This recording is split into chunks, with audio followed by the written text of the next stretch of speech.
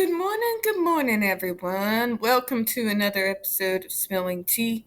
I'm your host, Tiffany Daniels.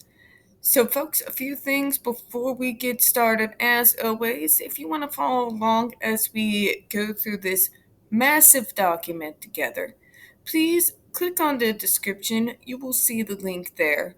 You'll also find the link to the video that kicked off this entire series and the reason why we're even digging back into the Judge Rotenberg Center in the first place. The Stop the Shock campaigns reignites. It is a triggering video. It does display vivid images of torture of a disabled student, so trigger warning in advance. Also included in the description is going to be the link to shut down the Judge Rotenberg Center petition. If you haven't signed it already, please go ahead and do so. Also, warning folks, if you do have young children up and about at this ungodly hour, when we discuss the JRC, we do go over very descriptively the torture of disabled children and adults. So please, when watching these videos, use your headphones. Alright, folks, and lastly, if I happen to mangle horribly any scientific terms or jargon or trip over my words, I do apologize in advance. So without further ado, we are going back to 5.4.2, where we left off yesterday, risks. Okay, here we go. Similar to the available information for benefits analysis, the information for risk analysis consists of published scientific literature, information provided to FDA, independent reports, information from other public agencies, public hearings, clinical interviews conducted by FDA and other sources of information, media reports, and legal proceeding. In contrast to the systematic literature review for benefits, the review of risks includes articles reporting the use of ESDs. Again, guys, that is the acronym for electric skin shock devices for aversive conditioning for several indications. The published scientific literature represents the highest quality information available, but, as stated previously, suffers from the relative lack of scientific investigation conducted in this field. The absence of systematically conducted, well-controlled, prospective investigations, the prominence of retrospective case study reports, and the variable quality of those reports. Moreover, particularly related to AE reporting, the published literature suffers from evolving standards of AE reporting, i.e., more recent publications more likely to present adverse events, with 14 to 33 articles being published before 1980. Of the 34 articles reporting clinical data relevant to AEs, data 6 contained no report of whether subjects experienced AEs or not, and only 3 reported a systematic method to monitor AEs. The following AEs were identified in the systematic literature review: anxiety, 6 reports; fear and aversion and avoidance, 6 reports; substitution of other negative behaviors, 5 reports; burns and other tissue damage, 4 reports; depression and crying, 4 reports; pain and discomfort, 3 reports; neurological symptoms, 1 report; other negative emotional reactions or behavior, 11 reports. 1 device malfunction was reported, although it was not known whether this led to an AE. AE associated with ESD treatment for other indications included anxiety and psychotic delusion, headaches, restlessness, and mild dysphoria, aggression, mild transient depression, discomfort. Additional concerns about potential AEs come from the other available sources of information as well. In contrast to the systematic literature review, information from these other sources may be more susceptible to bias given the lack of peer review, the motivations of the authors, and the circumstances in which the information was presented. Therefore, this information should be cautiously considered. Review these sources of information identifies the following potential AEs: burns, tissue injury, physical injury, fear, anxiety, aggression, trauma, acute stress disorder, post-traumatic stress. Devices, malfunctions, e.g., inappropriate and or multiple stimulations, were also reported, but it is unclear whether they led to AEs. The other sources of information regarding the use of ESDs for aversive conditioning included reference to at least 6 potential cases of post-traumatic stress disorder, 2 instances of depression and suicidality, NICED clinical report, and 1 death. In the cases of the deaths and in 1 case of depression and suicidality, NICED, it is not clear that the ESD was directly associated with the AE.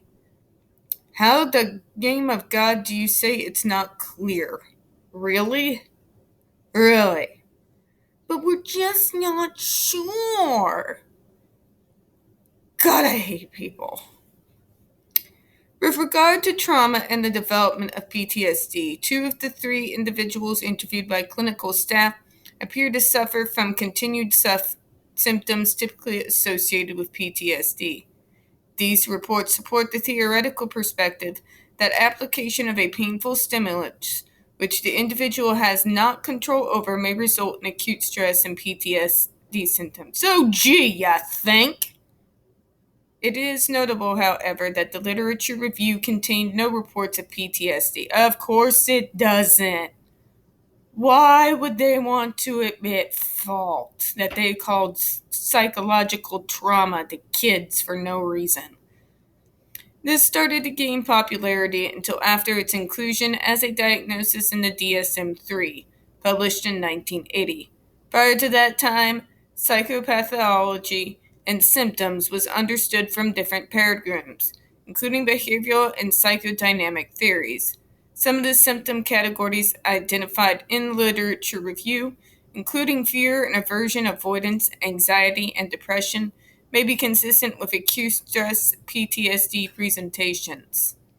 A comprehensive list of potential AEs associated with ESDs for aversive conditioning from all sources includes an other number of reports in likelihood greatest to least, other negative emotional reactions and behaviors, burns and other tissue damage, anxiety, acute stress PTSD, fear and aversion, avoidance, pain and discomfort, depression and possible suicidality, substitution of other negative behaviors, including aggression, psychosis, neurological symptoms, and injury.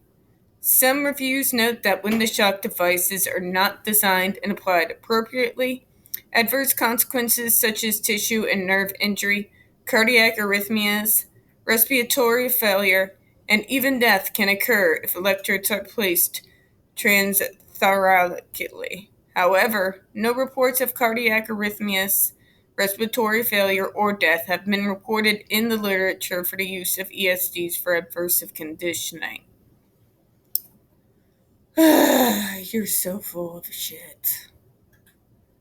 But if it hasn't killed anyone yet, then it must be good, right?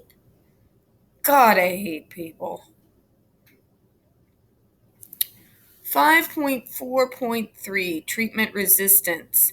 Anecdotal reports may be found of persons who were apparently refractory to all behavioral controls except aversive conditioning, ESDs, Israel et al. 2008, along with reports of persons who were successfully treated with less restrictive methods after aversive conditioning, ESDs, were previously used. Bird and Luzelli, 2000. However, the FDA is not aware of any criteria identifying refractory patients or rigorous or systematically collected data that would indicate whether a population exists that is refractory to adequate trials of other available treatment modalities or who are unable to tolerate such treatment modalities due to side effects. God, okay, so basically, what we are getting from these parents, from Matthew Israel, from the JRC, are anecdotal, extremely biased reports in regards saying, but it works. See, look, they're better now. They're not hitting themselves. They're not being aggressive, except when we take them off the device. And then they're hitting the staff. God, I freaking hope so. I would. Just saying. Okay, guys, we're going to cut it real short this morning because we are getting ready to start the next section on here. And I do got to finish prepping for my work day and get, let's face it, a little more caffeine in me. So we are going to go ahead and get things finished up. Basically, folks, what we went over this morning to kind of wrap this up here